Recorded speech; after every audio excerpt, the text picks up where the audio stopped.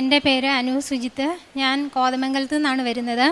ഞാൻ ആദ്യമായിട്ട് ഉടമ്പടി എടുക്കുന്നത് 24/1/2024 അത് എൻ്റെ ഹസ്ബൻഡിൻ്റെ രോഗസൗഖ്യത്തിന് വേണ്ടിയിട്ടായിരുന്നു. കഴിഞ്ഞ ദിവസം അതിനെക്കുറിച്ച് ഞാൻ സാക്ഷ്യം പറഞ്ഞതാണ്. ഇതെൻ്റെ രണ്ടാമത്തെ സാക്ഷ്യമാണ്. എനിക്ക് ഒരു ജോലി കിട്ടിയ കാര്യം സാക്ഷ്യപ്പെടുത്താൻ വേണ്ടിയിട്ടാണ് ഇവിടെ വന്നത്. എൻ്റെ ഹസ്ബൻഡിൻ്റെ രോഗം കൂടുതലായതിനെ തുടർന്ന് എനിക്കുണ്ടായിരുന്നൊരു ജോലി ഞാൻ റിസൈൻ ചെയ്യേണ്ടതായിട്ട് വന്നു. അതിനുശേഷം ആൾക്ക് രോഗസൗഖ്യം നേടിയതിന് ശേഷം ഞാൻ വീണ്ടും ഒരു ജോലിക്ക് വേണ്ടിയിട്ട് ശ്രമിച്ചു തുടങ്ങി. എൻ്റെ ഫീൽഡെന്ന് പറയുന്നത് ടീച്ചിങ് ഫീൽഡാണ്. അപ്പം ഞാൻ ജോലിക്ക് വേണ്ടിയിട്ട് അന്വേഷിച്ച് തുടങ്ങിയത് ഈ കഴിഞ്ഞ ജൂൺ 1st വീക്കാണ്. എന്നെ സംബന്ധിച്ച് അപ്പോൾ ശ്രമിച്ചു കഴിഞ്ഞാൽ ഒരു ജോലി കിട്ടുക എന്ന് പറയുന്നത് ഒരിക്കലും സാധ്യമല്ല എന്ന് എനിക്കറിയായിരുന്നു. കാരണം ടീച്ചിങ് ഫീൽഡിൽ ഏകദേശം വേക്കൻസികളെല്ലാം ഫില്ലായ ടൈമായിരുന്നു അത്. ഞാനൊരു 3 ആഴ്ചയോളം എന്നിട്ടും കണ്ടിന്യൂസ് ആയിട്ട് ശ്രമിച്ചു നോക്കി. ഒരിടത്തുനിന്നും എനിക്ക് കിട്ടിയില്ല. കാരണം ഞാൻ ചെല്ലുന്നിടത്തെല്ലാം വേക്കൻസി ഫില്ലായെന്നാണ് പറഞ്ഞുകൊണ്ടിരുന്നത്. പിന്നെ എൻ്റെ സബ്ജക്റ്റിൽ എനിക്ക് കുറച്ച് ഇയർ ബാക്ക് വരികയും കുറച്ച് ഡൈവേർഷൻ വരികയും ചെയ്തുകൊണ്ട് എനിക്ക് കോളേജിൽ കയറണം എന്നുള്ളതായിരുന്നു ഏറ്റവും വലിയ ആഗ്രഹം. പക്ഷേ അത് ഇയർ ബാക്ക് വന്നു, കുറച്ച് സബ്ജക്റ്റിൽ ഡൈവേർഷൻ വന്നുകൊണ്ട് എനിക്കത് കിട്ടുക എന്ന് പറയുന്നത് ഒരിക്കലും പോസിബിൾ ആയിരുന്നില്ല. അതുകൊണ്ട് ഉള്ളിൽ എനിക്ക് നല്ല ആഗ്രഹം ഉണ്ടായിരുന്നു കയറുമ്പം ഒരു കോളേജിൽ തന്നെ കയറണം എന്നുള്ളത്. പക്ഷെ ഞാൻ അത് അന്വേഷിച്ചത് മുഴുവൻ പക്ഷേ സ്കൂളുകളിലായിരുന്നു. ഞാൻ എൻ്റെ ആഗ്രഹം വെച്ച് പ്രാർത്ഥിക്കുന്നുണ്ടായിരുന്നു മാതാവിനോട്, മാതാവേ എനിക്ക് എവിടെയെങ്കിലും ഒരു കോളേജിൽ തന്നെ കയറാൻ സാധിക്കണേ എന്നുള്ളത്. പക്ഷേ ഈ 3 ആഴ്ച ശ്രമിച്ചിട്ട് സ്കൂളുകളിലൊന്നും കിട്ടാതെ വന്നു. പിന്നെ എനിക്ക് വളരെയധികം വിഷമം തോന്നി. ഞാൻ മാതാവിനോട് പറഞ്ഞു, ഇനി ഞാൻ മാതാവിന് ഇഷ്ടമുള്ളപ്പോൾ എനിക്ക് ഒരു ജോലി കിട്ടട്ടെ, ഞാൻ എന്തായാലും ഇനി അതിനെക്കുറിച്ച് ശ്രമിക്കുന്നില്ല എന്ന് പറഞ്ഞത് എൻ്റെ എല്ലാ ശ്രമങ്ങളും ഉപേക്ഷിച്ചു. അതിനുശേഷം ഞാൻ ഒട്ടും പ്രതീക്ഷിക്കാതിരുന്നപ്പം ജൂലൈ 1st വീക്ക് പത്രത്തിൽ ഒരു കോളേജിൽ ഒഴിവുണ്ടെന്ന് കാണുകയും ഞാൻ അതിന് വേണ്ടിയിട്ട് അപ്ലൈ ചെയ്യുകയും ചെയ്തു. പക്ഷേ എനിക്ക് ഇൻ്റർവ്യൂവിന് പോകാൻ പോലും ഒട്ടും താല്പര്യം ഉണ്ടായിരുന്നില്ല. കാരണം എൻ്റെ സബ്ജക്റ്റിൽ വന്ന ഇയർ ബാക്ക് കാരണം എനിക്കതിനൊരു കോൺഫിഡൻസ് ഉണ്ടായിരുന്നില്ല. ഞാനിവിടെ അപേക്ഷ കൊടുത്തതിന് ശേഷം ഇവിടെ വന്ന ശനിയാഴ്ച എൻ്റെ ഉടമ്പടി പുതുക്കുകയും അമ്മ മാതാവിനോട് ഞാൻ പ്രാർത്ഥിച്ചിട്ട് പോയി. മൺഡേ ആയിരുന്നു എനിക്ക് ഇൻ്റർവ്യൂ ഉണ്ടായിരുന്നത്. ഈ ഇൻ്റർവ്യൂവിൽ എനിക്ക് ഈ ജോലി തരുവാണെങ്കിൽ ഞാൻ ഇവിടെ വന്ന് സാക്ഷ്യപ്പെടുത്തിക്കൊള്ളാമെന്ന് പറഞ്ഞിട്ട് പോയി. അതിനുശേഷം ഞാൻ ഇൻ്റർവ്യൂ അറ്റൻഡ് ചെയ്തു.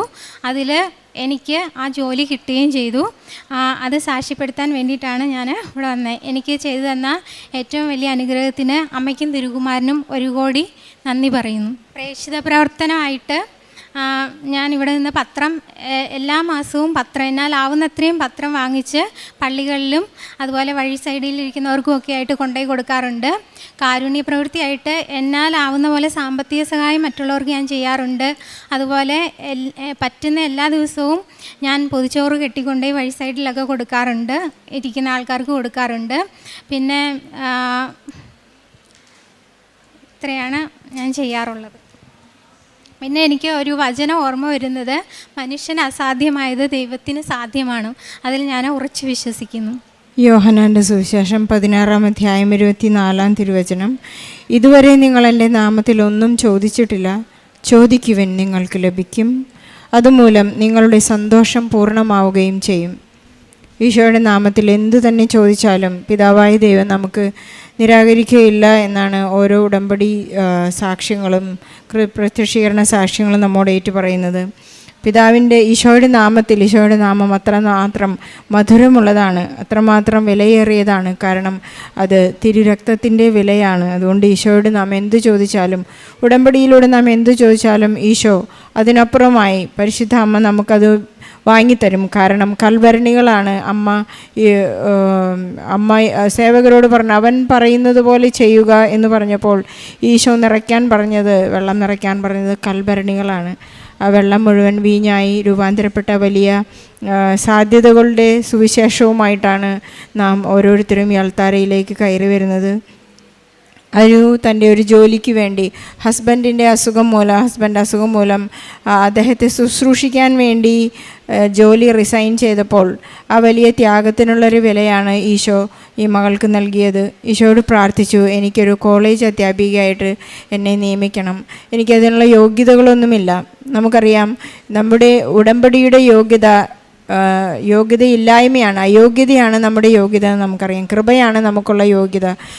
യോഗ്യതകളെല്ലാം സീറോ മെറിറ്റിലേക്ക് വരുമ്പോഴാണ് നമുക്ക് ദൈവത്തിൻ്റെ ഈശോയുടെ കൃപ നമ്മിൽ വർക്ക് ചെയ്യുന്നതെന്ന് നമുക്കറിയാം. അപ്പോൾ എല്ലാ യോഗ്യതകളും അഴിഞ്ഞുപോയ ആ സമയത്താണ് എല്ലാ ആപ്ലിക്കേഷൻസും റിജക്റ്റഡ് ആവുകയായിരുന്നു. കാരണം കുറച്ച് വർഷക്കാലം അനു പഠിപ്പിച്ചില്ല. പിന്നെ സബ്ജക്റ്റ് അപ്ഡേറ്റ്സ് അറിയണമായിരുന്നു. ഈ കാരണങ്ങൾ കൊണ്ടെല്ലാം ഒരു പക്ഷേ ഇൻ്റർവ്യൂവിന് കോൺഫിഡൻസ് ഇല്ല. ഉടമ്പടിയിലേക്ക് വന്നപ്പോൾ തനിക്ക് ലഭിച്ച അമ്മയോട് പറഞ്ഞു, എനിക്ക് കോൺഫിഡൻസ് ഇല്ല, ഒരു ഇൻ്റർവ്യൂ അപ്പിയർ ചെയ്ത് ഒരു ജോലി കിട്ടാനുള്ള കോൺഫിഡൻസ് ഇരിക്കില്ല. പരിശുദ്ധ അമ്മ ഏറ്റവും അധികം നമുക്ക് നൽകുന്നത് ധൈര്യവും സംരക്ഷണവുമാണ് ഉടമ്പടിയിൽ.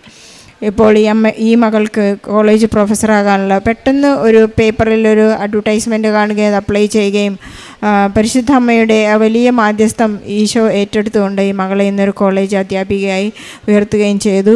അതുപോലെ തന്നെ അതോടൊപ്പം തന്നെ എല്ലാ പ്രേക്ഷിത പ്രവർത്തനങ്ങളും കാരുണ്യ പ്രവൃത്തികളും വളരെ കൃത്യമായി നിബന്ധനകളോടുകൂടി തന്നെ സ്നേഹത്തോടുകൂടി ചെയ്തു എന്നാണ് ഈ സഹോദരി അവിടെ സമർത്ഥിച്ചത്. നമുക്ക് ഈശോയ്ക്കും പരിശുദ്ധ അമ്മയ്ക്കും നന്ദി പറയാം. നമ്മുടെ നിയോഗങ്ങളെല്ലാം നമുക്ക് ചേർത്ത് വെച്ചുകൊണ്ട് പ്രാർത്ഥിക്കാം. ഈശോ നമ്മെ ഒരിക്കലും കൈവിടുകയില്ല, കാരണം നാം ഉടമ്പടിയിലാണ്. ഓരോരുത്തരും പറയാറുണ്ടല്ലോ, എനിക്കൊന്നും സംഭവിക്കുകയില്ല, ഞാൻ ഉടമ്പടിയിലാണ്. നമ്മൾ ഉടമ്പടിയിലാണെന്നുള്ള ഉറപ്പിൽ നമുക്ക് എപ്പോഴും മുന്നോട്ട് പോകാം. അനുവിൻ്റെ ഈ മനോഹരമായ സാക്ഷ്യത്തിന് ഈശോയ്ക്കും പരിശുദ്ധ അമ്മയ്ക്കും നല്ലൊരു കൈയടി നൽകി സാക്ഷ്യം നമുക്ക്